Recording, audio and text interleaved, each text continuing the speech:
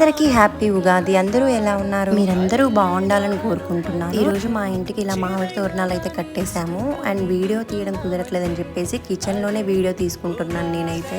పండుగ అంటేనే నాకైతే చాలా పెద్ద పని. పాలు పొంగిచ్చి సేమియా అయితే చేశాను. అండ్ భక్షాలు కూడా చేశాను అనమాట. దేవుడికి నైవేద్యం పెట్టాను. అండ్ మనకి ఉగాది అంటే స్పెషల్ ఏముంటుంది, కంపల్సరీ ఉగాది పచ్చడి అయితే ఉంటుంది కదా. సో ఈ ఉగాది పచ్చడి అయితే నేను ఇలా చిన్న పాట్లో చేశాను.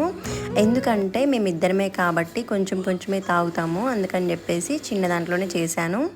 మట్టి కుండలో చేశాను. చాలా టేస్టీగా ఉంది, నిజంగా నాకైతే మస్తు నచ్చింది.